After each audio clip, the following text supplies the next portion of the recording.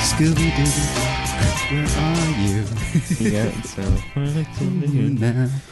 You know that doesn't go with our song at all. Yeah. No, not at all. But Nico over but here is... Nico said something stupid, and now it's stuck in my head. Y'all, we're gonna get sued again by YouTube for copyright infringement if you keep up this Scooby-Doo karaoke. We get sued.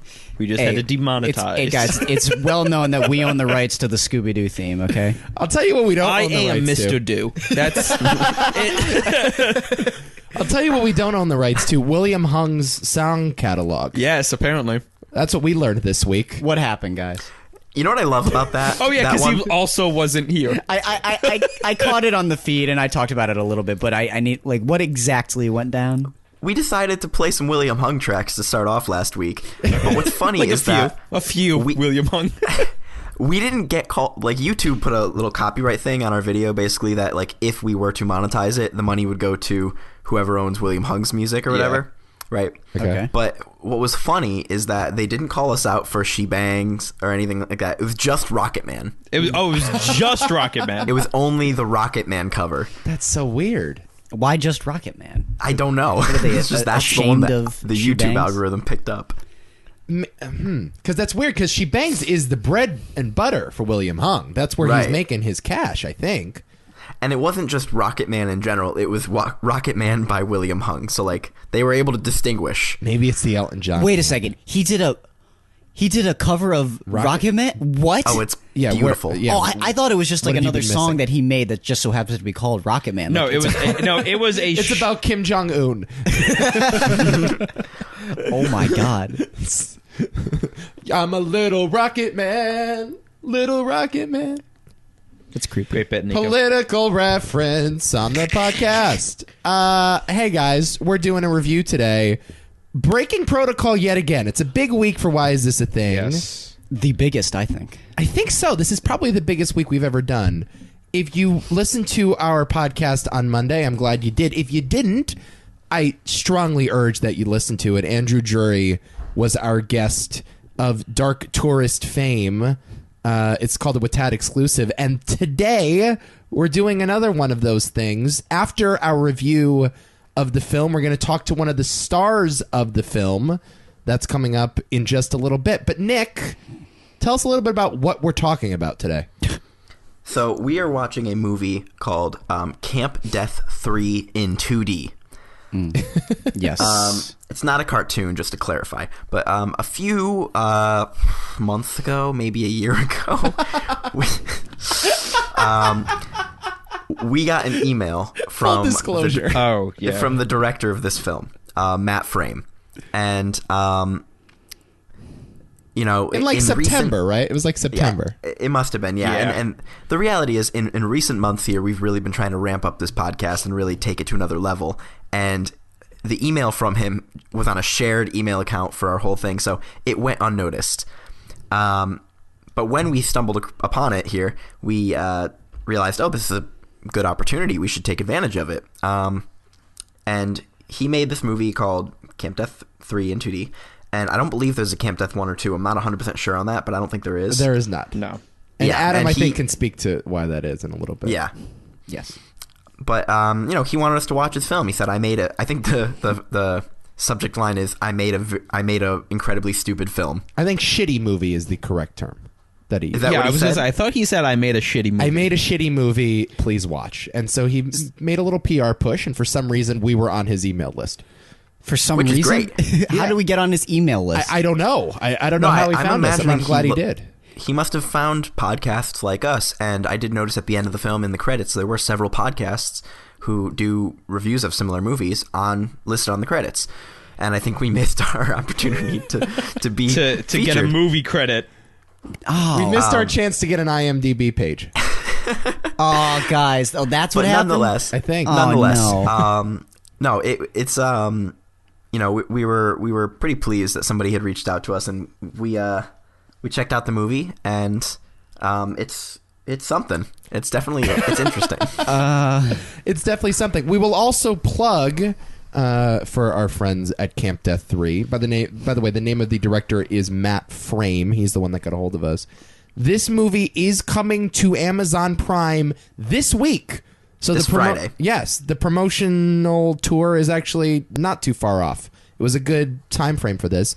February 15th, 2019, Amazon Prime. If you have it, you can stream Camp Death 3 in 2D, and I believe it's also available on DVD and Blu-ray, and I would assume on other platforms. I can't speak to them, though. Yeah, it's a pretty brief watch. It's been entered in a bunch of film festivals, I guess, and it's won some awards at some of these festivals. So, Which you know, is I baffling. think it has a little cult following, though. It's that kind of movie. You know, this is not by any means like some sort of, you know, Oscar film. It's meant to be. You don't say. Silly and goofy, obviously. But, Yeah. It's an independent movie. It was, I believe they had a GoFundMe or it was a Kickstarter or one of those crowdfunding sites. Yeah, Matt wrote that the movie took 4 years to make. Yeah. What? Yeah. And he, I think he assumed a lot of the roles himself. You know, he had to produce it, he had to edit it, he had to direct it. So this movie, I think, took so long because, you know, he had to live his regular life while making it. Right. Gotcha. So I imagine the filming didn't take as long, but all of the post-production work and the pre-production work probably was very lengthy. Yeah. One of the things that stood out to me, and that's always what I love to see when we review these shitty movies, the intentionally shitty movies, I should say, is that a lot of effort was put into the small details. And that's Yes. always something I appreciate. It's very easy to make a shitty movie by not trying. And Matt clearly had a vision for what he wanted the movie to be and went above and beyond in whether it was with the CGI or with the editing style or with the performances. He didn't have to include a sequence of two people on a pod racer having a lightsaber fight in the middle of the woods. Yeah. He didn't have to have a flying head on a drone. He didn't have to incorporate this much grotesque violence. And so what you could always tell through and through is that this was a guy who cared about the movie that he was making and that put a heart and soul into what he was making. And so it's hard for me to criticize a movie like that, especially with a shoestring budget like Camp Death had. Yeah. Right. And speaking of the budget, and now I'm not 100% on these figures, but according to what I read about it, the movie cost about 35,000 Canadian dollars. Yeah. How much is that in American? Yeah, What does is that work in out to? rubles? In rubles. What the hell is a ruble? I don't know. You mean a rupee? Whatever. That is about 26,300 US dollars. Okay. What is that in Old English sovereign? You know, I don't think Google has a quick translate for that. Okay.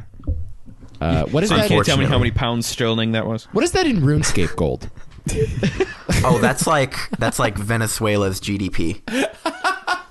Isn't that the weirdest thing? That Venezuela, like, basically their whole economy is on RuneScape gold. That's what What? like people do for a living in Venezuela. Not their whole economy, but I have heard reports of there were some people in Venezuela who were actually playing RuneScape online and selling their gold for real money Yeah. to pay for food for their family That's fucked up. because the economy was so horrible. It's crazy. Man. But yeah, so this is a very low budget film, you know, and I also kind of imagine a lot of these visual effects and a lot of these things that maybe they seem like they weren't really attached. I think part of it was just like, you know, I'm making a movie and I want to see if I can do this, or like, you know, You thought Like- hold on. You thought that the visual effects were like he was taking that seriously, or they weren't like they weren't meant to look as shitty as they did. No, I mean, maybe they were, but I also think he's just like, you know what, like, I'm an independent filmmaker and I'm going to sort of challenge myself in the editing a little bit. I imagine this wasn't easy to edit, right? No, that's exactly. I observed the exact same thing. It's like some of these effects. It's easy to cut corners in a movie like this. You can choose not to show the heads coming off. Yeah. You can choose not to build the elaborate sets. You could choose to not make a horror movie. You could just make like a drama. Right. You know? Right. Or just sort of cut around it. And it's easy to cut around it. This movie doesn't do that. This movie is very visual. It's very alive in terms of what you see on screen.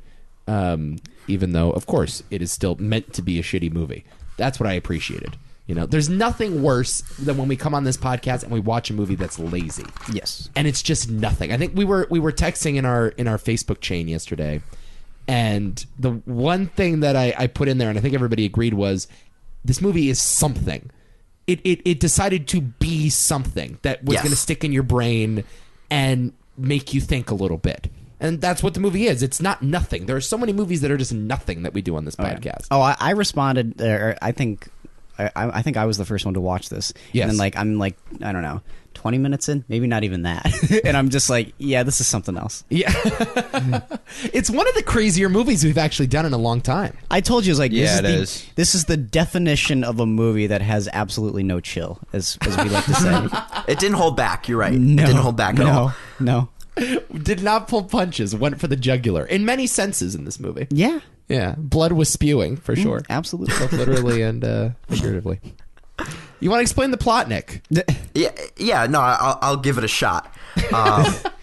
It's not that hard, honestly. I was No, it's taking not notes difficult. and writing like all of this stuff, and then at the end I was like, I'm gonna try to condense this into like some sort of written form so I can actually go over what happened, and I kind of gave up on that because it's, especially by the end of the film, I could not tell you what was happening anymore. Oh, well, so I took extensive notes myself here, and again, it becomes great. just as nonsensical. I also had extensive notes. I mean, this, I wrote gibberish down here. I mean, this is pretty insane, but maybe it's a good thing that movie did this to me. Yeah. I don't know. If I want to sum this up, though, really in a simple way, this is a crass, immature, sort of over the top, sort of potty humor film, right? Sure. That is sort of, in a way, an ode to the Friday the 13th films. Kind right? of yes and no. I mean, it starts out that way. I mean, you can talk about It's- your thing, but I mean, we'll go into my feelings on it as a parody, I guess, later. Okay. So, okay. Yeah, it's sort of South Park, except South Park tends to have more political commentary. This is, it's not really commentary on anything. Maybe a little bit on horror films, and but South Park's also smart. right. No. Exactly, and that's the sort of distinction I'm trying to make. It's not really like that necessarily, but it definitely looks like everybody was having a good time making it. And I'm really curious if they had a written script, or if it was just sort of free for all, just kind of develop it as we go. Yeah. I don't know. It's actually a good question, because I couldn't have told you. Yeah, it seems like a lot of these Yeah. actors were on a pretty long leash. Yeah, Which yeah, is the yeah. only way I think that you can make a movie like this is you allow them to improvise a lot. And I think the that's probably very fun for the actors, and even with our own podcast sometimes, right? We make jokes and we have fun that really the audience isn't going to be able to share with us. Right. And so I think it was very fun for them, and I actually kind of appreciate that. It was kind of like a door into these people's lives a little bit. But it also did lead to a little bit of disconnection at points where you're like, what does this have to do with anything? But you're not trying to watch a coherent film here. You're just There were trying a few non sequiturs. Right. You might have called out a few plot holes. Neil deGrasse no, Tyson. maybe a couple. I know. Couple. Tweet about how human beings can actually inhabit Mars next, will you? But I enjoyed it. So it was took place at a camp called Camp Crystal Meth. And You do not have a lisp. no, it's meth spelled MEPH. Yes. Which Which, of course, is a reference to Camp Crystal Lake in Friday the 13th, in case anybody was curious. right, of course. Guess And, what? I was not.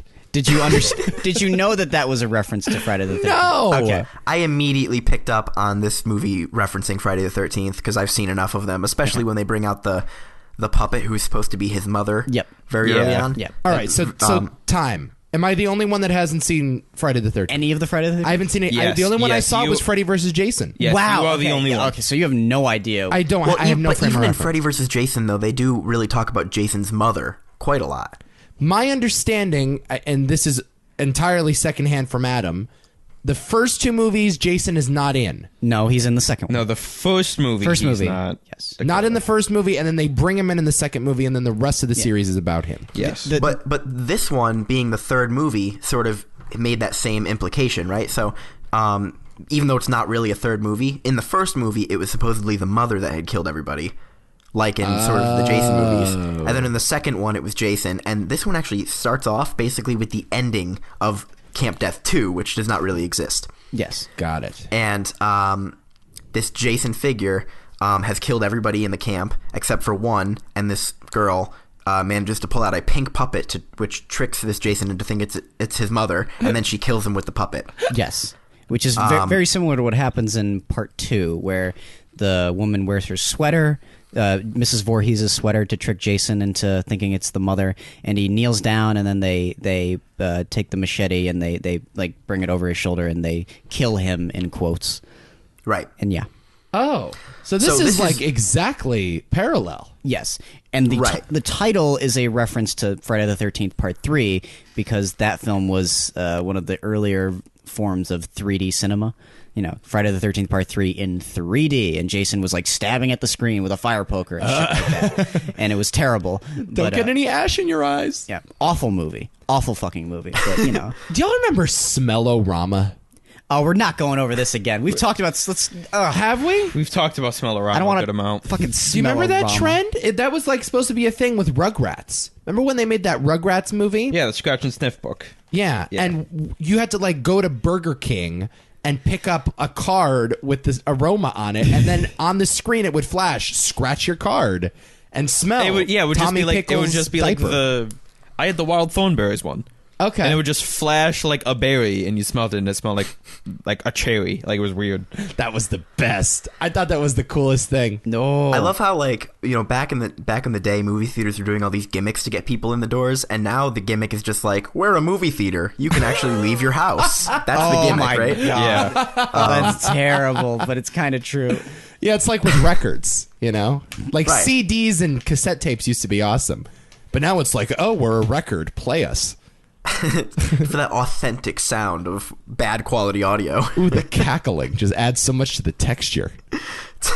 I love when the record skips over the bridge of Stairway to Heaven. It's really good. That's the best. Jesus. Hey, movie theaters are awesome. I love them. No, I really kind of actually liked the intro to this movie where it was showing all of these newspaper clippings and the audio was the news. Okay. And in the newspaper clippings, they gave you some of the background of what was happening, and they showed the names of the main stars and directors and such in the newspaper. Can I ask you a question, though? Did you read the newspaper articles? Did you I pause did read it? one of them. I paused it, and it was just an article about World War II. Yep. Yeah. It was talking about the Eastern Front, and then on the right-hand column, it was talking about the Western Front. Or the Pacific Front, I should say. What the fuck was that? Just to give you some history. Okay. I mean, You know, it seemed educational. like to me they were in like, Adobe Illustrator or something like that, or InDesign, and they pulled out a text box and it filled up with lorem ipsum, you know, that Latin text that it just autofills. It seems like they just took some generic title that had newspapers, but like some sort of After Effects built intro that had newspapers, and they just didn't change the text that was there by default, which was probably just World War II text. Gotcha. It was. Which actually I thought was more funny. It was sort funny. of, you know, this movie, one thing I will say that it did very well, it was throwing funny little gags or bits just in the background, right? Like every scene like was thought out in terms of like, what can we put in the background that's just obnoxious or funny. No, like what Nico said, it's not lazy at all, really. Right. I mean, it was a very active effort in that front. So. Yeah. Oh, and like I said, it's just the choices we're not always going to agree with, but at least they like, you know, we already said this, but at least they went for it, which is, you know, we can appreciate about that at the very We've least. said this many times too. Our favorite thing is when people don't hold back. Yeah. Generally, and sometimes the results are disastrous. Sometimes they're perfect, and this one was neither of those really. It wasn't disastrous and it wasn't perfect. But it was fun. It's something. Yeah. It's something. It's not nothing. Give us If you something. like some of these movies, if you like Neil Breen's films or what's his first name? Something Nagoyan, who made Birdemic. Oh, right? Nagoyan. If you like those types of films, I mean, you can check this out. It's it's different for sure, and you can see it on. We already said it'll be on Amazon Prime this Friday, so you know you can check it out and let us know what you think. So after this beginning scene, we see this this girl who killed the Jason figure. What was his name? Do you guys remember the Jason figure's name? I wrote that down. Johan Van Damme. Yeah. Yeah, Johan Van Okay. Damme. Jean-Claude's cousin. Yeah, right. Second cousin. Could you imagine if the mask came off and it's Jean-Claude Van Jean-Claude. Damme? Oh my god. So after she kills him, she goes insane, goes to an insane asylum, and then disappears. And that's sort of where we're left. And this is many years later. And in an effort to open the camp back up, they decided to make it a camp for the mentally ill, for mentally ill adults. But it wasn't many years later. It was 3. No, it was more than 3, I thought. No, 10. I thought 10 was enough. No, it was Yeah, I thought in it the was like a beginning. It decade. said 3 years ago, Oh. and then it showed the conclusion of what would have been Camp Death 2. It was only 3 years ago, really. Yeah, For some reason, I got the impression it was much 3 years longer. ago, but it's based in 1982. And what year did this movie come out again? Last year. It was last Oh, year. last year. That's what I Slash thought. this year. October. last Friday year. would be when it comes out. It comes out Friday. Oh, okay. So we're totally I'm lost. sorry. Have we been paying attention? Friday. Friday. Amazon Prime. Nice plug. Camp Death 3. For a movie coming out, what is it, this year? A lot of interesting uses of the word retard. Very good point. One of the words that I thought was one I hadn't heard in a while. Thebe. Did you hear that? No, and I couldn't tell you what that is. I think it means like paraplegic Oh my god. or plebe, maybe plebe. Oh, plebe is what he said. When he's got. This is terrible. When Uncle Mel is that the character's name? Yes. Yes. Uncle Mel, yeah. Yeah, it's like Uncle Mel. You bird watching with your binoculars, and then it's like, no, I'm watching plebes. And then there's this poor guy in a wheelchair just knocked over who gets kicked multiple times by Uncle Mel. For no reason. That poor dude. What was that guy's name?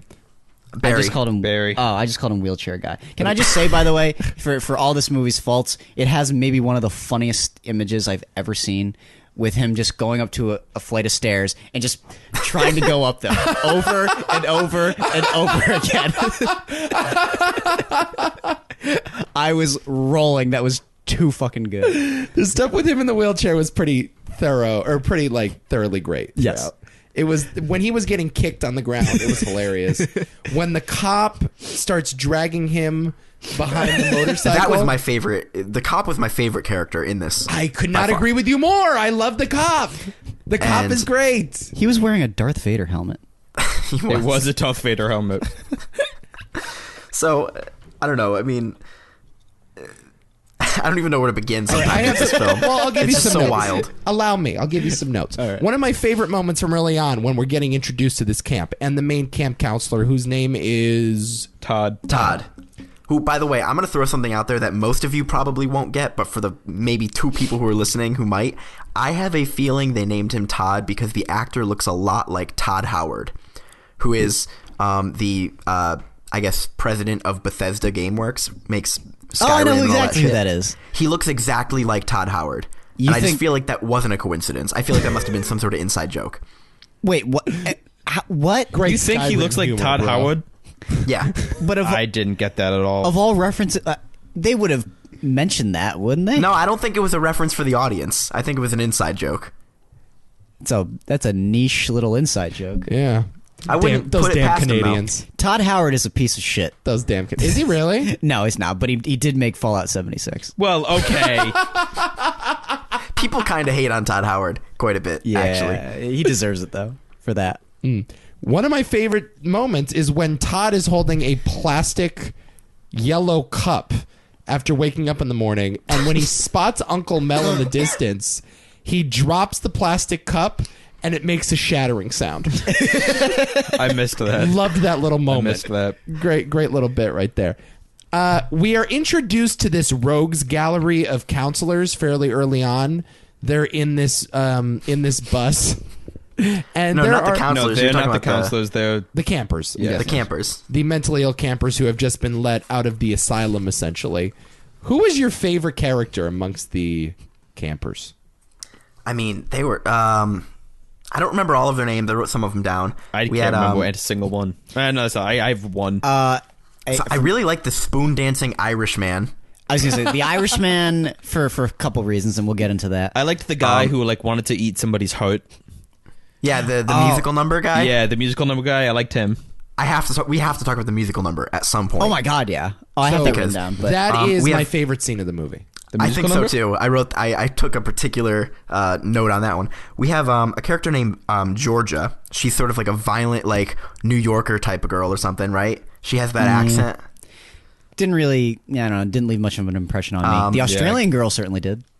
Yeah, there was the Australian girl who is a sexual deviant, some sort of nymphomaniac, I guess, who gets off on anything. I felt bad falls for in love her. with Todd. I felt really bad for her. I love how this movie shoots sex scenes.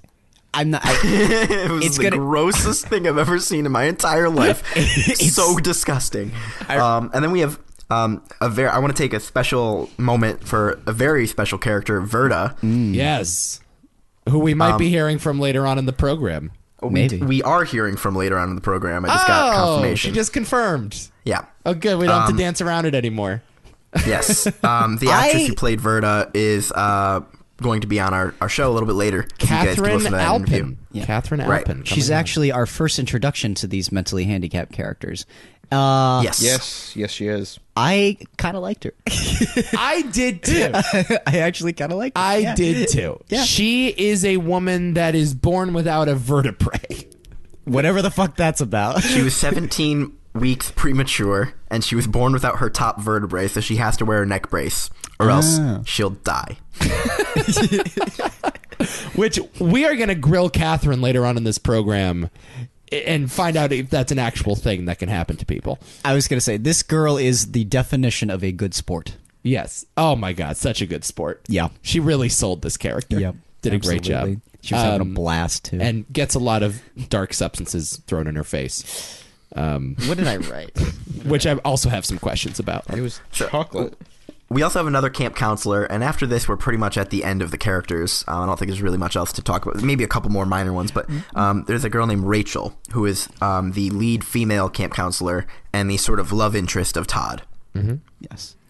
And she had been to Camp Crystal Meth a few years prior, apparently, and she says that she's traumatized by it because her face was stuck in a boat propeller, and she had facial reconstruction surgery that left her without a scar. Yes. Yeah. Only to find later. Should I spoil it? Yes. Yeah, fuck it. Go ahead. now. Go Yeah. right It ahead. turns out in this universe, facial reconstruction surgery isn't a thing. You don't say. And in reality, she was just offered chocolate. And then She was offered fudge fudge. from the And sumac then tree. by this Johann Van Damme, and then when she refused to accept it, he took a microphone and a not a speaker exactly, but whatever She said amplifier. amplifier, and he put the microphone to the amplifier to create feedback, and it scarred her. For an hour and a half. Yeah, That's some sick shit. So I'll tell you why this upset me. that reveal was brilliant, though. It was pretty great. I'll tell you why it upset me. I was hoping for the Face Off crossover. Yep. I was kind And of thinking the same thing. So now, like, these two movies don't exist in the Face Off universe because there's no such You're thing. right. I was waiting You're for right. a scene to address the facial reconstructive surgery part and have it be just weird and kind of bizarre and have her face getting like ripped off or some shit And like Nick that. Cage just walking And by in Nick the Ca- background.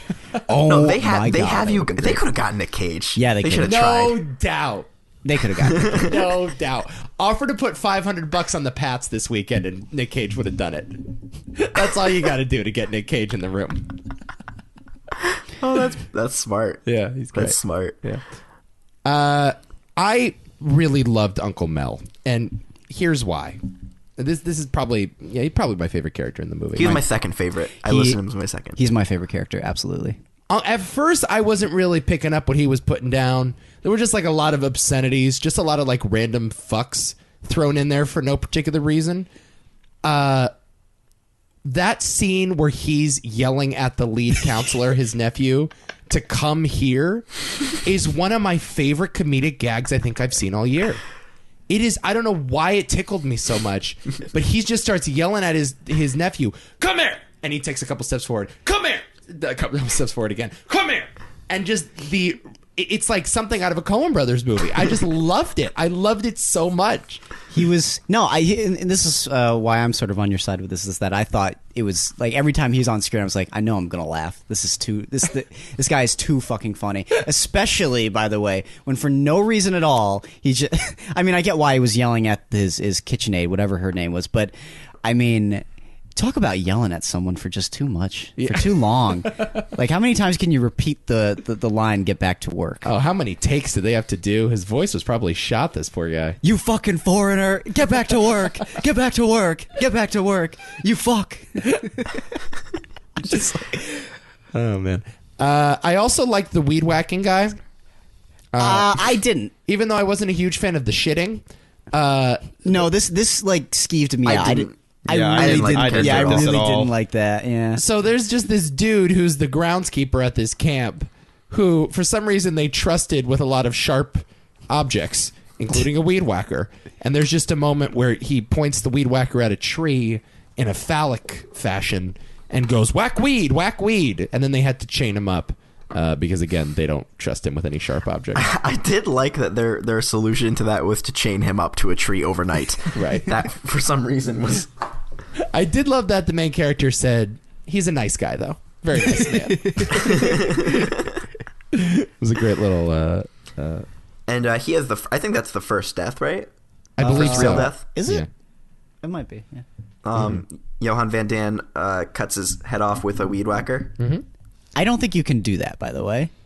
Well, I Yeah, they also... tried. Depends on the weed whacker, I guess. I don't know. That's a good point. Riddle me this, Batman. Can you, like, chop a guy's head off with a toaster? Can you? Is that possible? They didn't chop the head off with a toaster. Yeah, they did. That's a good point. No, No, they I have a chopped really, it off I have a with really a frying important toast, question for no? you. Hold on. No, I have a really important question for you guys. I wanted to save this, but if we're going to go there, we're going to go there. Okay. Are you team spatula or team wheelchair? Or team toaster, sorry. What? Team spatula or team toaster? For what? I'm not understanding the teams. Like for a kill, Yeah. Like, which one would I use? the toaster is a better death than almost every Friday the 13th death. So Was that not the best weapon you've ever seen? And it wasn't like drop a toaster in a bathtub. Like, well, at first I'm like, how is he loading up the toast this quickly? And then the film just stops giving a fuck and it just starts. I like how your big thing was how is he getting the bread in the toaster? Yes. When in the movie they said, how is it toasting this quick? Yes. But you chose. I like how you focus on how is it toasting this quick and not how is it toasting at all. It's not plugged in. It had a cord. Oh, I'm well aware. It's the wireless toaster. It runs on It's a on very- really big battery. Or it's a very long extension cord that we did not see because they didn't have Yeah. the time to shoot that. He used this toaster to shoot toast like a machine gun, and then ended up swinging it over his head like some sort of mace and smashed your head in with it. Yes. Basically. Heads are Brilliant very deaths. loosely screwed in this universe, too. Oh yeah. Doesn't take much for a head to come flying off, apparently. It's like Kill Bill or something. Yeah. It's just like one little kick, one little hit, and it's like, forget CTE. Just I the feel head's like- coming straight off. I feel like with the swinging of any sort, like it's got to be kind of hard to chop someone's head off, you know, right? Especially with a toaster. Well, if it's sharp enough. Well, yeah, I mean, that's the... Well, it's sharp enough. I made a note that they use a frying pan actually to chop someone's head off, you know, because those are effective, you know, severing tools. What other deaths were there? I wrote a list of death buys somewhere. I- Not all of them, but Can we please talk about Uncle Mel's death? It's the funniest thing I've ever seen in my life. didn't he die and then not die? No. He's there's a lot of like cop outs with his death. First, I'm not as good at this, Nick. You should. Well, first he gets attacked by a squirrel. yes. Well, Remember yeah, that? so- He survived that brutal attack. Yeah, multiple times. And that squirrel comes back to kill another character in what I called death by cocaine squirrel. Right. Because the squirrel is indeed high on cocaine.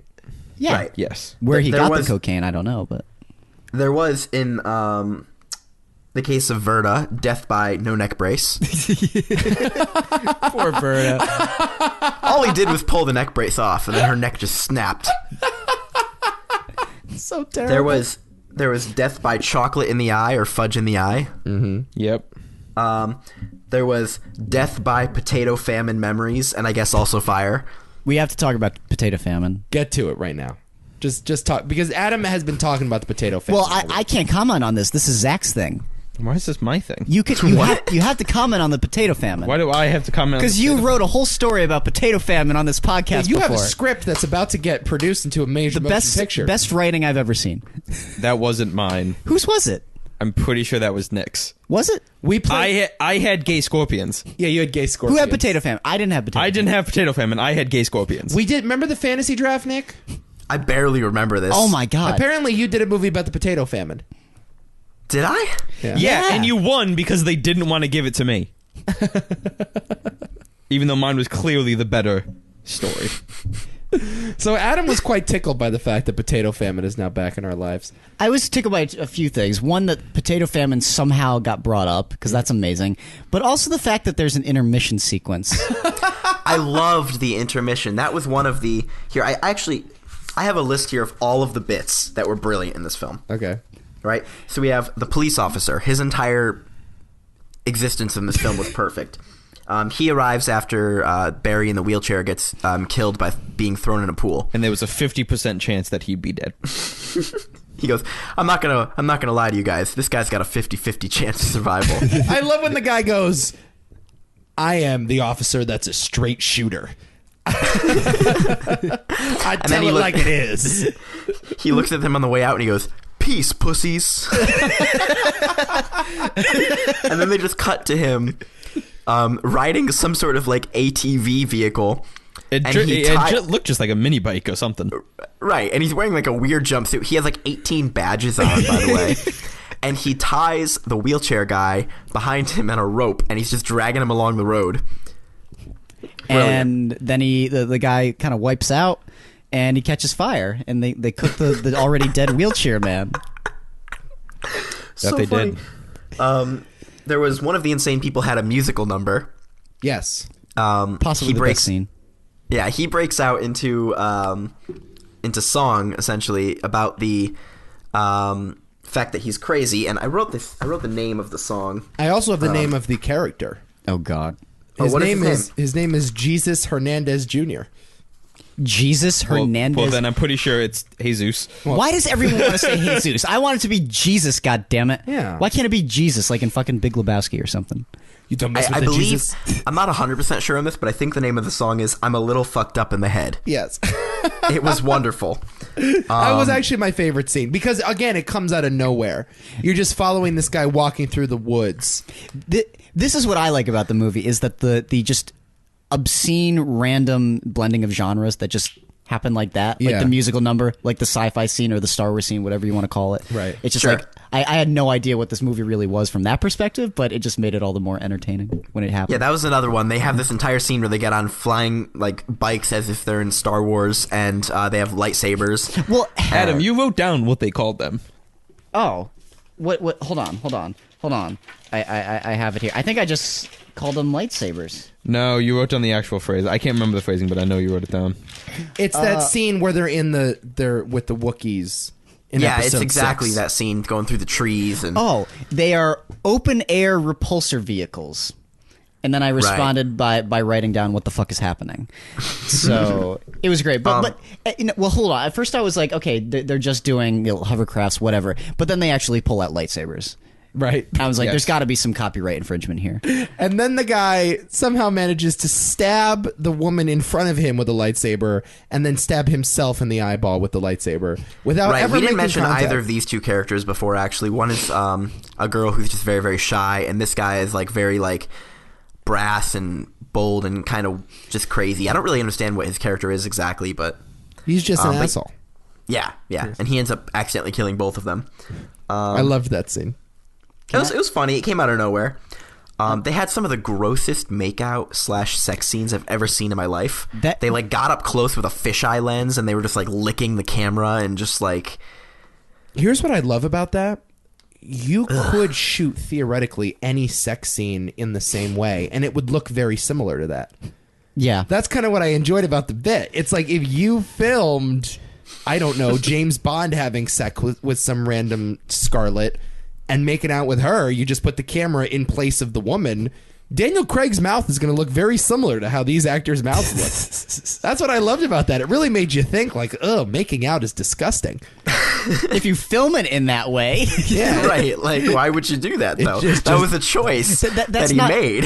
That's not even what it really looks or feels like when you're actually doing it. It just desexualizes everything. Yes. I enjoy that. I guess, I mean, like, with the stereotypical trope in horror movies of seeing, like, you know, naked women and sex and all that stuff, like, making it gross was kind of fun in that way. I agree. Sure. And the Todd Australian girl sex scene is incredible. It's great. It's incredible, guys.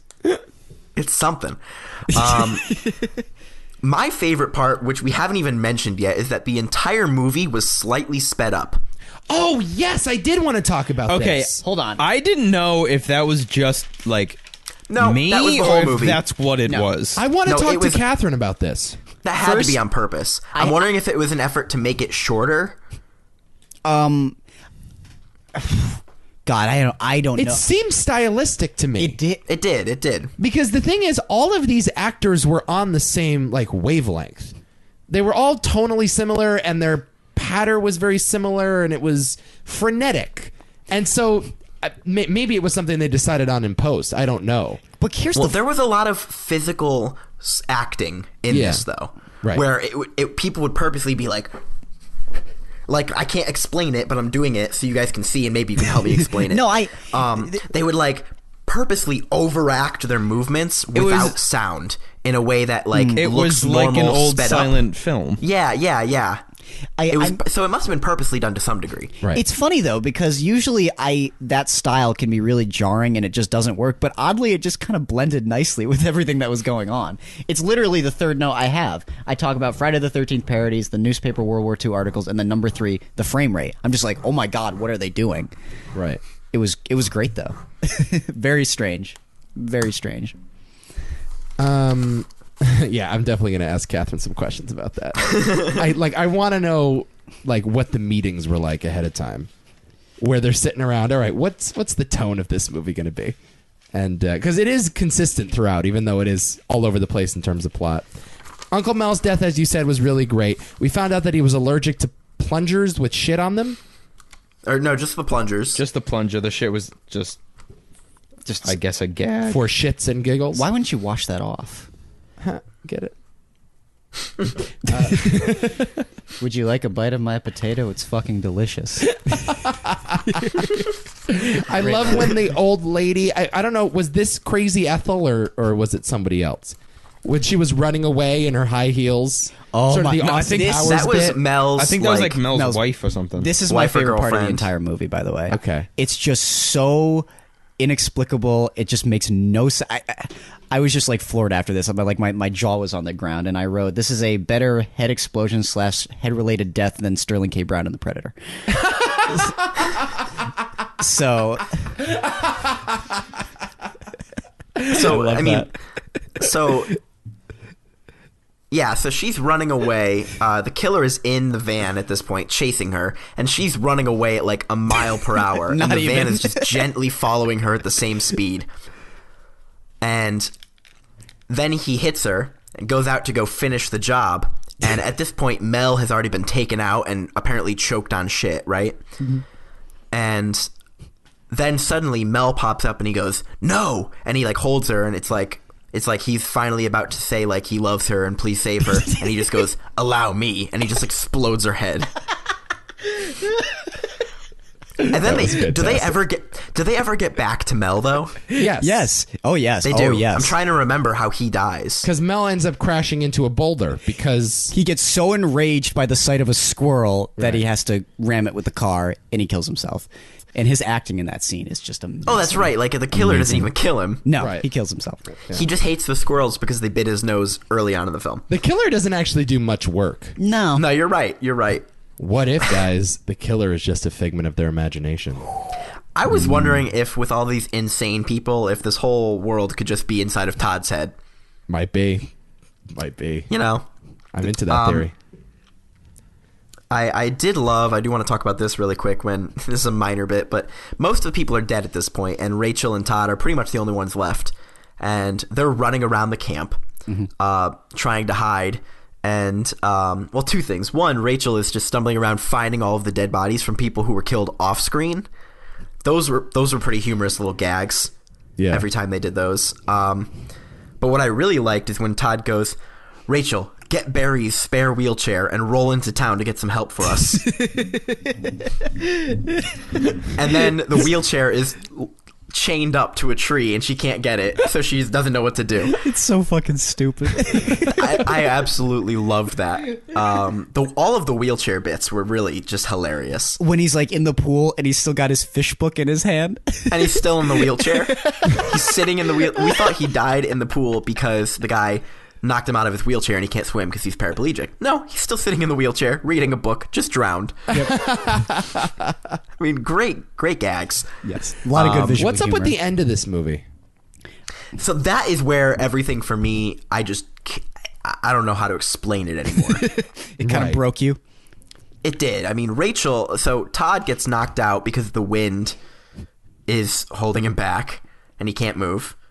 Mm-hmm. And then he chokes on leaves. Is that what happened? I don't remember that. He chokes on leaves. Adam furiously pretty sure. goes through his notes. And then he passes out. And when he wakes up, he's in a Santa costume, tied to a chair. Rachel is apparently dead in a body bag. And we see. Do we see two of these Johan Van Dammes? Yes, we do. And then throughout the film, we've seen the Johan Van Damme wearing two different outfits. So this explains there are two of them. Which is maybe kind of a reference to Scream. I don't really know, but Sort of, kind of, yeah. could have been. But all I want to say about this ending is 2 words: rocket boat. Rocket boat. Rocket boat. I think it's going to be a long, long time. If anything broke me, I literally wrote down rocket boat, and then I wrote after that, I'm done. I was like, yeah, I'm done. This is it. So we find out that the mother of both Johans is actually a head on a drone. Yeah. Well, sort of. Well, they beheaded her in the first film, which doesn't exist. Right. And does that actually happen in the original Friday the 13th? the mother gets beheaded. Yes. Got it. Okay. Yes. So it is a Yeah. reference to that. And the mother's played by a man. I mean, just Yes. going to mention that. Of Yes. course. Well, naturally. So she 2018, Nick. basically, it looks like she has like drone wings for pigtails, and she's flying around that way. And then her son is there, and then there is a second killer who we come to find was the girl who killed her son in Camp Death 2, which doesn't exist. Mm-hmm. Correct. So, and she apparently has been killing everyone in the camp because she signed a contract that she didn't read, and she didn't have the money to afford a lawyer to get her out of the contract. So she's apologizing profusely, but, she continues to do her work. Mm-hmm. And how does this one get it? She gets kicked in the face, and then her head comes off? Is that all that happens? Yes. That's a hell of a thing. Yeah. So Todd, who, as we learned earlier in the film, because he taught a self-defense karate class to fight against bears, he knows some fighting skills. He's a green belt. Yeah. So Todd manages to, while the first Johan is taking Rachel's body to dump her in the lake, Todd manages to get a skull tiki torch and burn the flying mother head's face and get rid of her. And then the new, the young girl Johan killer comes to chase Todd, and he ends up fighting her and kicking her head off. Yes. The first Johan, they're fighting, and for some reason that Johan decides to escape Todd by getting inside of a boat and just sitting in the middle of the river. Right. Yes. Until Rachel, who is not dead, who apparently has been sucking oxygen out of a beaver to stay alive.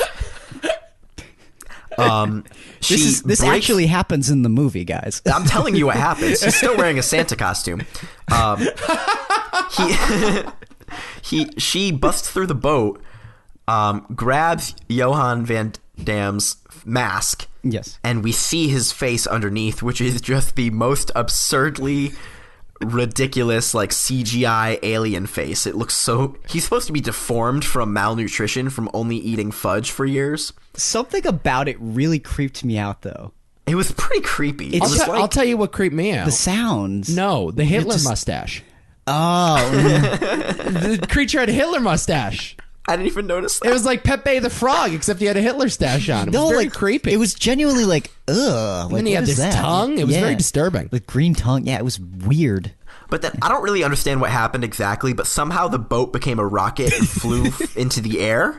And then Johan Van Dam fell out and splatted against the rocks and died. Yeah. And then Rachel landed and didn't splat and died. Indiana Jones style, yes. Right, and she was just alive. And her and Todd were going to live happily ever after, but then she finds a present, and she goes, "What's in the box?" Well, she goes, "Why are you wearing the Santa costume?" And he goes, "I don't know, I didn't ask." And they're laughing, and she sees the present, and she goes, "Oh, you remembered my birthday was 67 days ago. How sweet." And then she opens the box and out flies the burnt head of the mother who is still alive, and the movie ends. So Adam just passed me his notes, and I swear to God, the final bullet point on his 6-page binder here says "better ending than 7." But see, I have a bone to pick with Adam because it's not a better ending than 7. Well, yeah. Because 7 ends with Gwyneth Paltrow's head in a box. Mm-hmm. And fuck Gwyneth Paltrow. That's accurate. What do you have against Gwyneth Paltrow exactly? I hate her and everything she stands for. Oh my God. What does she stand for? I don't Sploosh, I don't whatever I the don't, name of her skin goop, whatever it is. Yeah. Why does that bother you? I don't think she's a good actress. First of all, second of all, Goop is ridiculous because it is. It is. If you look on Goop, it's ridiculous, and she's making a shit ton of money. How did she hurt you? She named her kid something stupid, like Apple. What did she name her kid? Apple. Is that her name? Apple. Is that Gwyneth something, Paltrow's right? kid's name? Is it Apple? Yeah. And then her and Chris Martin got a divorce, and they called it a conscious uncoupling. Fuck Gwyneth Paltrow. This is unfortunately a common opinion on the internet. She's a that piece of Gwyneth shit. Paltrow sucks. And I am hate here her. to say Gwyneth Paltrow ain't that bad. I hate her. I just can't imagine having such a strong opinion about somebody that I couldn't even name 2 movies she's in. Besides Iron Man 2, and Iron Man 3. I'm sure she's in a lot of 7. movies that I've seen, but like that's how little I care about her. I don't even know that she's there. No, this hate is her. unfortunately this is an internet thing. She's also in Shallow Hal. True. She is I in like Shallow Shallow Hal. Hal. That's it. I like that movie. Yeah. Jack Black, pretty good. Yeah, not bad. Is that a Farrelly Brothers film? Fairly, yeah. Exactly. Cool. Well, fuck Gwyneth Paltrow. That's where we'll end this review. I agree. Fuck Gwyneth Paltrow. Okay. Okay. Oh, what a weird hill to die on. All right, that is the end of our review. We'll skip How Many Drew Carries for this week, but it'll be back next week in full force. Until then, here is our interview with Catherine Alpin. We're going to get her on the line right now. All right, here we go. Joining us on the other line, Verda from Sweet. Catherine. Verda from Camp Death 3 in 2D. It's Catherine Alpin. Yeah. How are you, Catherine? You know, I'm doing great. So we just got done watching your movie, and we spoke a little bit to your director and saw that you were credited as one of the creative minds, I guess, behind this movie. What is your story in relation to it, and how did you come about this weird project? So basically, Camp Death was like my first feature and first supporting role. So I was super green. I knew absolutely nothing. And Matt was like, I wrote this character for you because you're kind of, you're funny and you can improvise. And then the adventure began. And 5 years later, the movie came out. So Oh my God, it's a bit 5 of years? a- Yeah, 5 years. I think it was 5 years. I can't remember. I graduated in 2014. So I think, 4 years. Pardon me. 4 years. Okay. But yeah, like it's actually really cool that he did finish it, because so many projects they start and then they kind of like lose steam. But Matt actually like went through a bit of like a lull, and then now it's like picking up steam. So that's really impressive from his side. Okay. Yeah. How'd you meet Matt? Just through the audition, just through showing up and going. Nice. Yeah. What does the casting call look like when you're going in for that meeting? Well, here's the thing. So this Always one, a good start. this is like it's really good. I think I started at like a 10 of weirdness for process of how a project goes, and then ever since then it's gotten like more and more normal. So if yeah, like, so like imagine like coming out of school and going into the industry and immediately thinking that the process for this was like the standard, and then being completely shocked when everyone's like, what the fuck happened? Anyway, well, sorry, I cut you off. No, it's okay. I mean, I was just wondering, because when you start off a new project like this, it's like, I mean, it's got to be kind of like shocking to approach it, like because what Nico was saying, like I have no idea how you would even approach a casting call like for a character like this, but if I'm going into it, I'd be kind of questioning the director. I was really, I mean, honestly, I was curious as to what Matt was actually like to work with. Matt, well, I mean, it was a challenging process. I won't like beat around the bush that like the shooting on the island was like easily 3 or 4 of like the most stressful days of my life. Okay. He is like a good person. I have to say that. He's a really good person. Okay. I think there were struggles going on at the time that no one really knew about that kind of made filming near impossible. We did a lot on the island. Like in hindsight, when I look back at the movie, I'm like, oh my God, we shot so much in 3 or 4 days of like a little bit ramshackle planning and kind of, it was, I'm doing such a bad job of describing this, but it was like summer camp. Mm-hmm. Where we were trying to make a film, and the script is kind of it's like all a little confusing is a gentle way of saying it. Yeah. And like, so take like 20 like great, amazing, wonderful actors and put them at like, it's a bit like Survivor in a camp, like a Jewish children's camp, and add in like, shooting horror scenes, and there's blood, and there's like fake skin everywhere, and like the camp like dining hall is like also the makeup department, and there's people sleeping, and everyone's in these matching T-shirts that say Camp Crystal Meth on them, and like. It was just a riot. Like looking back on it, I have such a fault about living it right now. But it was an unforgettable experience to shoot. How long was the shoot, you said?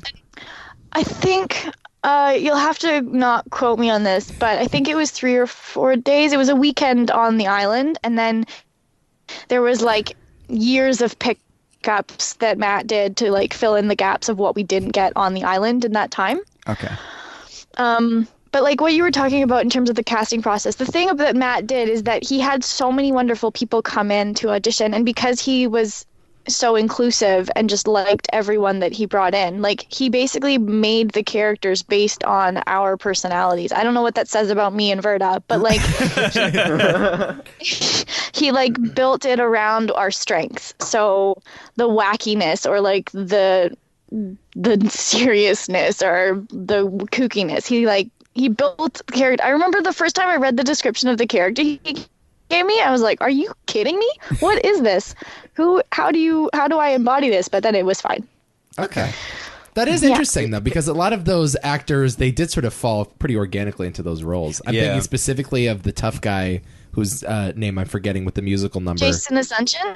Yes, he was wonderful in the movie. I just thought his performance was so hammy. I loved it. He is the sweetest man on the planet. Really? Like, he is just the most gentle human. I cannot express enough how kind he is. He's amazing. Like, he works so much. He's got a great look. He's been on Heartland. He's a wonderful person. Oh, nice. Okay. Yeah. But that is interesting that you say that. And there's also like this weird sort of synchronicity around all your performances, and I think that's like one of the things I was wondering about while watching it was, how do you guys figure out how to get on the same page when literally there's not much of a page to work off of?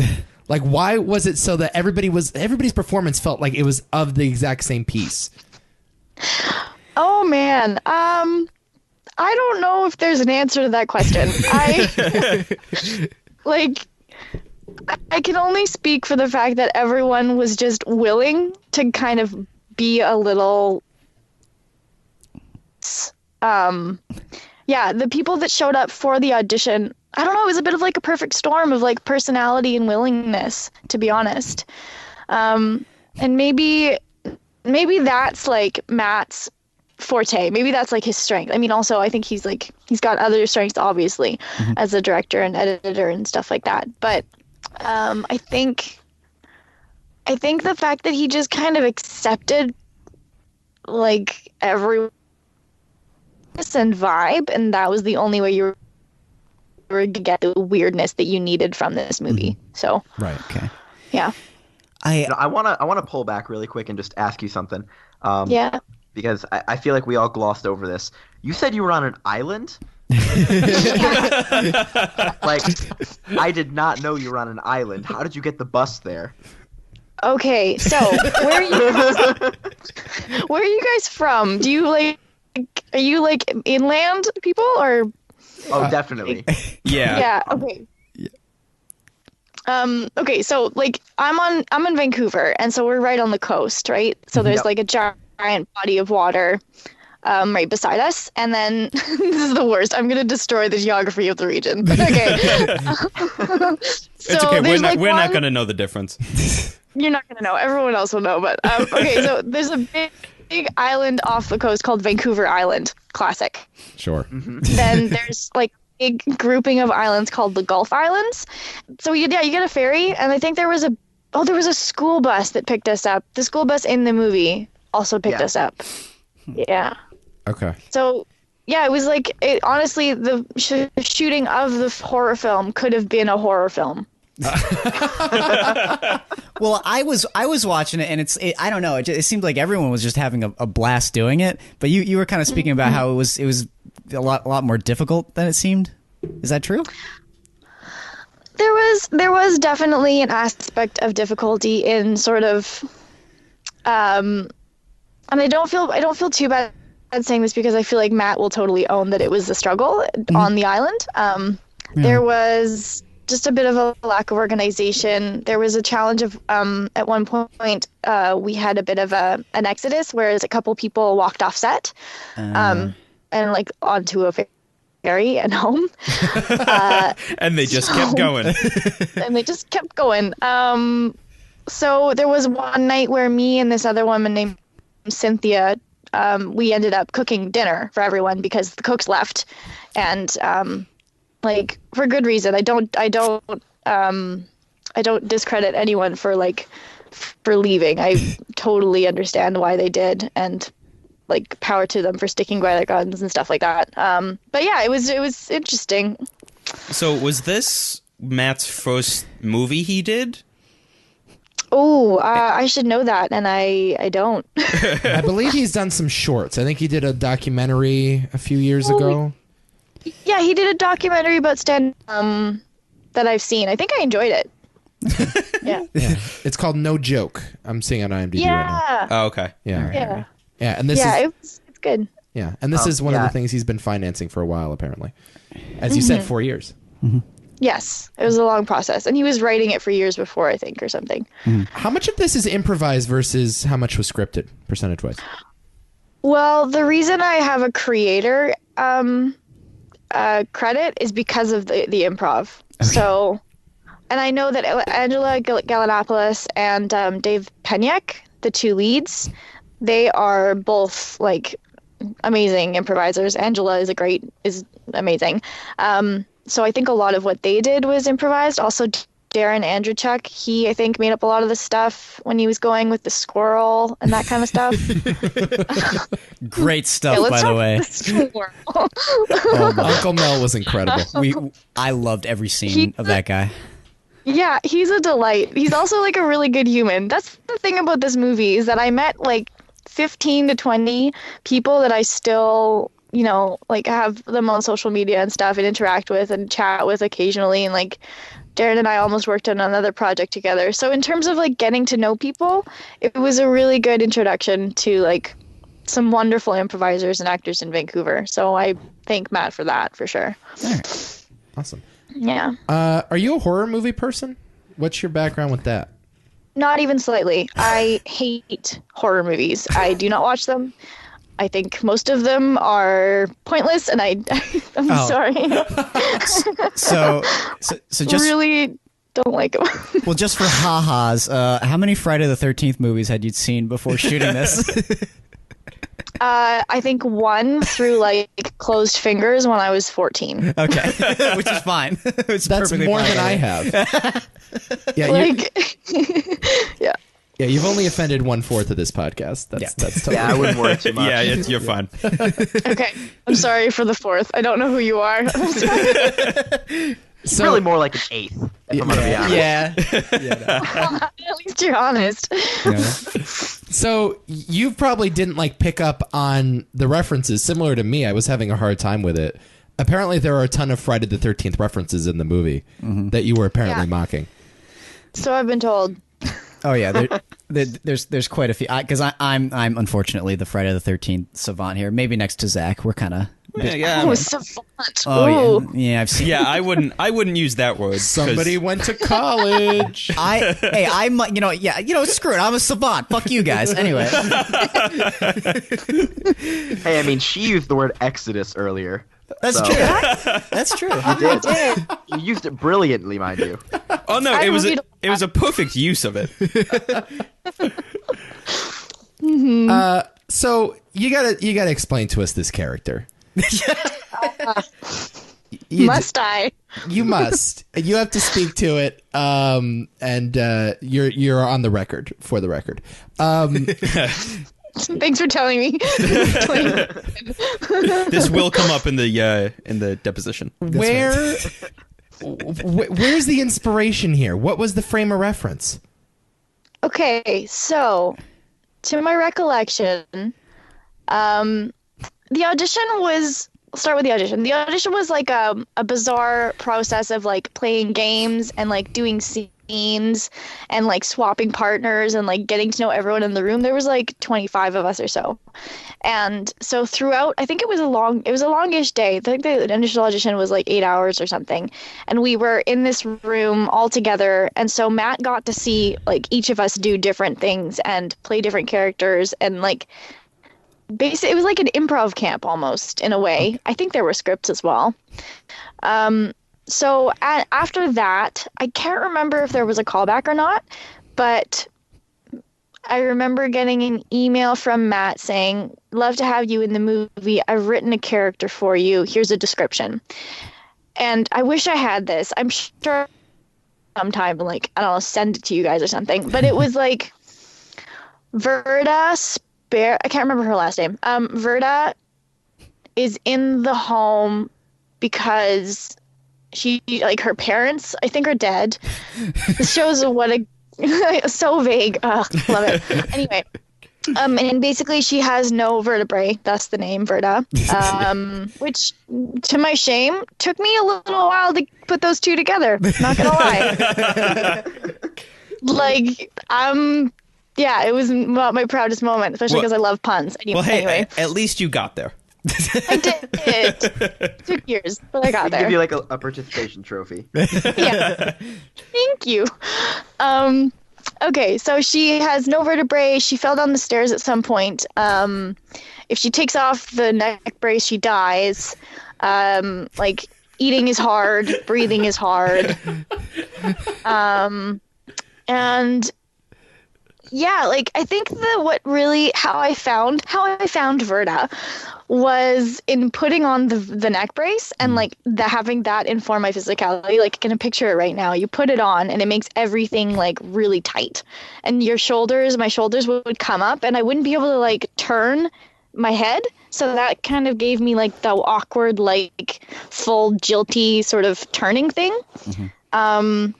And then the whole like mouth thing was because of the neck brace like sitting on my chin. So like I just wanted to wiggle my mouth a lot, and then you throw on some pigtails, high shorts, and glasses, and there you've got her. So Well, they're characters, though. And this is the thing that I sort of appreciated about the film is that everyone each has their own very, very interesting and unique identity. It's like, oh, yeah, no. Honestly, I thought it was actually very well cast for that reason. Right. You know, And it makes sense, actually, in hindsight, Yeah. the way you described it. yeah, Good. Okay. Cool. Did you want a better death scene, though? I felt like we were robbed of the Verda loses her neck brace and falls over scene. My head falls off. Yeah. We wanted some decapitation, really. Yeah. You know, I don't feel robbed. I will say that filming that was easily the most uncomfortable thing I've ever done, because it was nighttime in a forest with chocolate sauce and like a chocolate bar, and there was fudge and it was everywhere. And I love Matt, but he didn't bring anything to clean it up after. Oh, no. Catherine. The judgment. Oh my. Well, this answers one of Nico's questions: is what was on your face? Yeah, I was worried about you in that scene. Yeah, me too. Especially, I gotta say though, you mean like, you don't leave a girl covered in chocolate sauce. You yeah, know, that's disgusting. it's just one of those rules of being a guy. You know, It's open her doors, pull out her chairs, don't cover her in chocolate sauce. exactly. Bring some Oh, wipes. so for many God's dirty sake. jokes. Anyway. Whoa, she said it, guys, not me.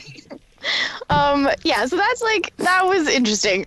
Also, I don't know, sometimes I think I imagined this, but we shot that in a forest at night out in Maple Ridge. And if you live in Vancouver, Maple Ridge is kind of like the boonies, so it's far and, down the road. But the people that got us there in their nice truck were the makeup people, and then they left. And then Matt only had, the big white van in the movie? Well, yeah. That's all we had. And there was me, the other actor, Matt, the lighting guy, the camera guy, and what was it? One more person. Okay, no, there were five. There were 5 of us. And the van only had 2 seats, and it was full of gear. But we needed to get home. So 3 of us, me still covered in chocolate sauce and cold, sit in the back, on these, I remember sitting on a metal chair that was folded over or something. Anyway, so we're driving back through, the boonies, and then we get to the city starts again, and there's a roadblock. So we get pulled over, and the cops looks in and is like, yeah, you can't do this.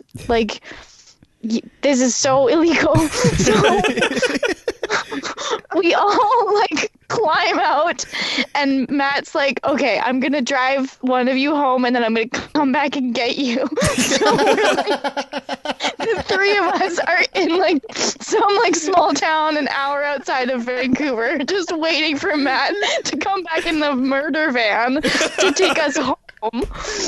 And at any moment, he could have decided just to turn around. I mean, there's no guarantee he's coming either. I was just about to say. But the best part is that, I forgot. This is actually what happened. So we got out, and he was like, okay, walk around the corner and I'll come get you as soon as we're out of sight of the roadblock. So then we all got back in the van, and then he took us home. There's nothing better than behind the scenes stories, I swear. They're just awesome. Yeah. Aren't they? I'd love to see the director's commentary on this. Oh man, I hope he doesn't hate me after this, but we'll see. You've spoken very glowingly. I don't know. Yeah. I don't know about you guys. Here's the thing, Catherine, though. I think all of us here can understand and appreciate the difficulties that go with making a movie like this. I mean, It's a lot. yeah, and we're not judging in any way like that. I mean, because it is legitimately Well, very difficult. We were talking about it earlier. We did our little review before we called you, and the thing about this movie is that it goes for it. It doesn't hold back. There's a lot of ways that Matt could have cut corners in a lot of ways. There's a ton of CGI that he clearly spent a long time on, especially that he was doing it all alone. So we appreciate the fact that at least it decided to be something.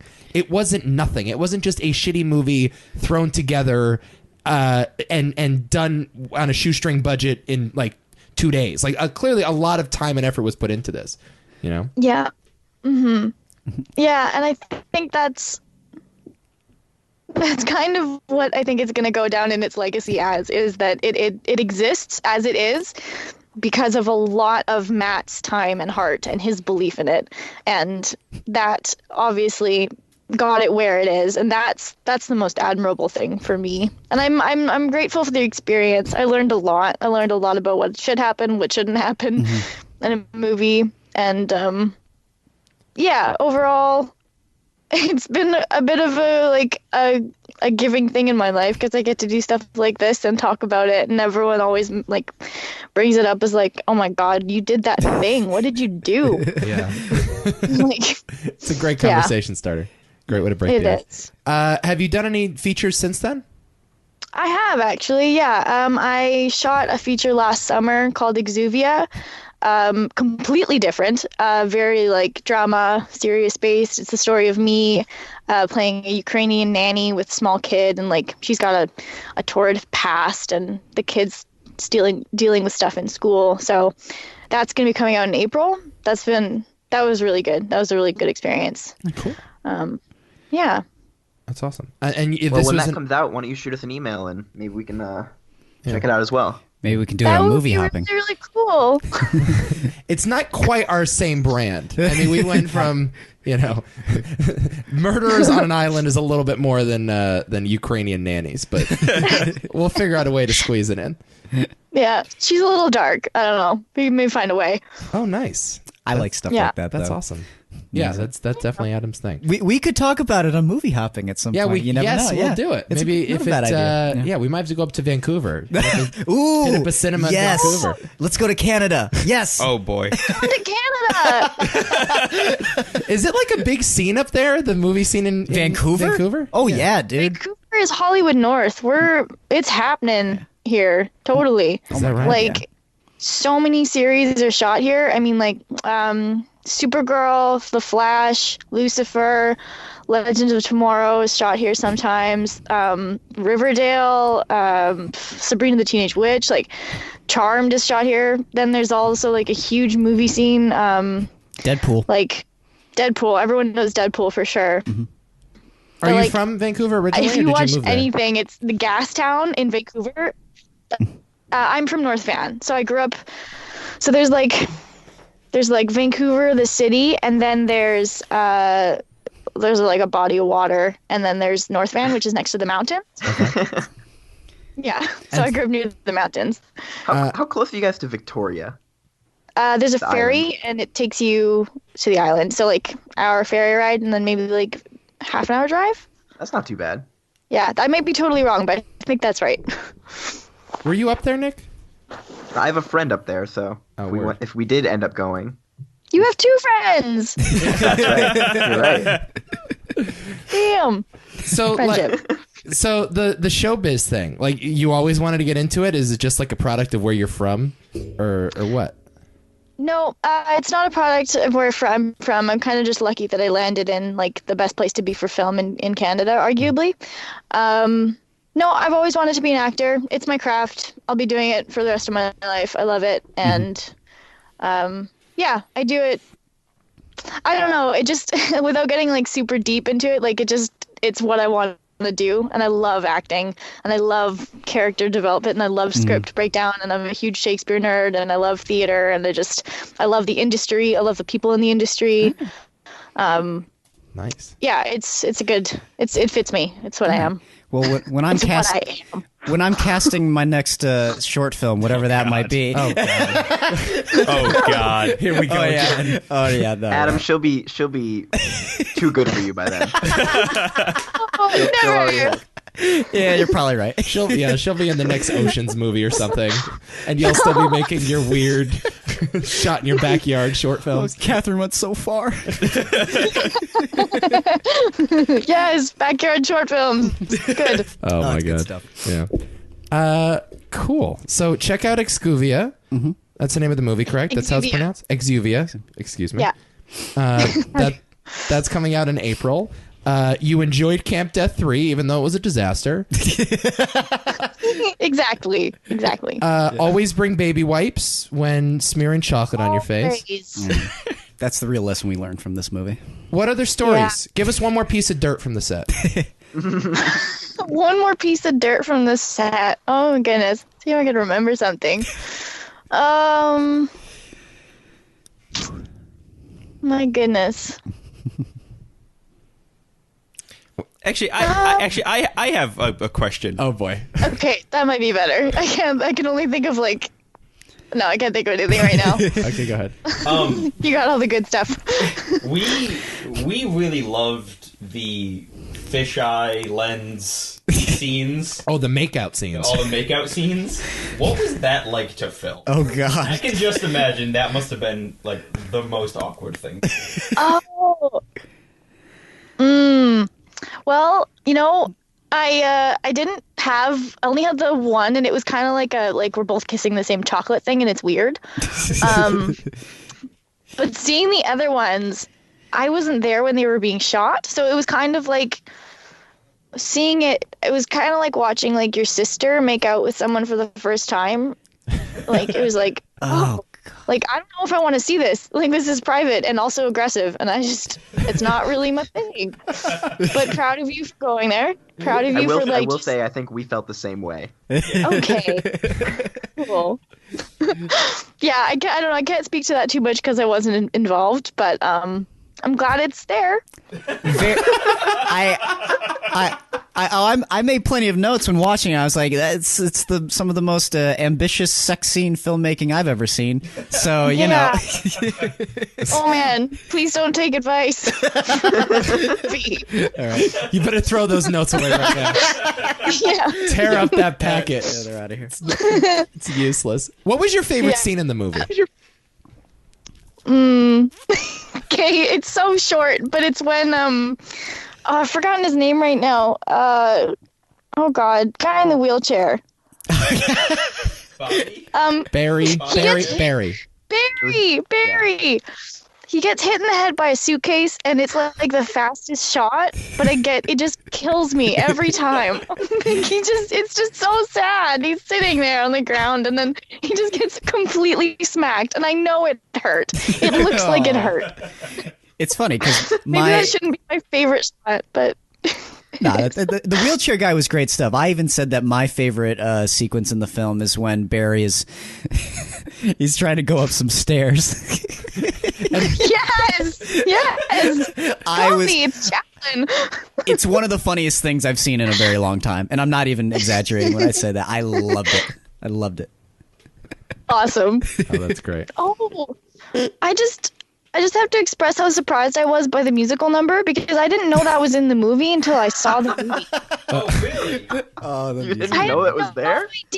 No, I had no idea it was going to be in the movie. It wasn't in the script, and it was never before discussed, and they didn't like show any shots of it like on social media while they were shooting it. So I was like, oh my God, Jason's singing, and he's wearing sunglasses, and like, what's going on?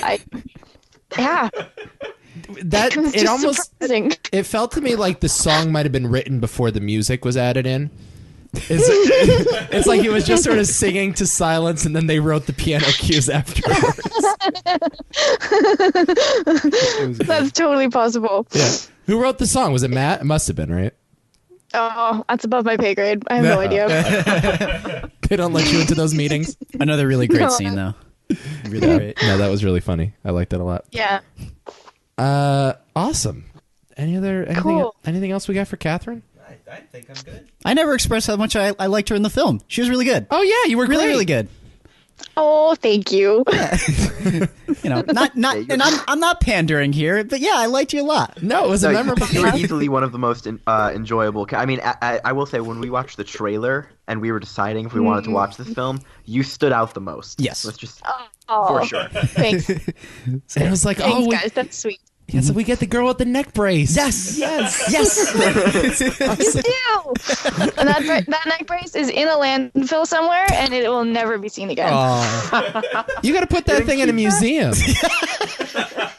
Well, I'm sure I'm gonna kick myself in 15 years if this movie becomes a cult classic. But you should have seen that thing. It was just soaked in fudge, and I couldn't look at it without feeling it on my neck. It was like I'm having PTSD from this neck brace. So I mean, really, if it does become a cult hit, couldn't you just go buy another neck brace?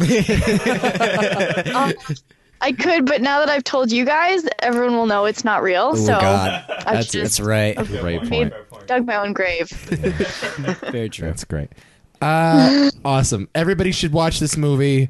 It's coming out on Amazon. She laughs. Aren't you on a media tour here? Like, what We're is? trying to do the plug for you. Oh yeah, Kate. Yep, you gotta watch it because then you'll know. I can't wait till you're in the next Avengers movie and you're on like the Tonight Show or something. Ooh. And he's like, yeah, see Avengers or don't. Whatever. They all Do die. you? You want to stay in? That's fine too. Oh, I'll feel so sad if when we have to do a movie hopping episode and Catherine's in it and we're just like, yeah, we're not really feeling this Avengers movie. Yeah. This fucking like multi-million-dollar movie. Oh man. Yeah, it's so hard working with Jeremy Renner. Oh yeah. I've heard he's delightful. Who knows?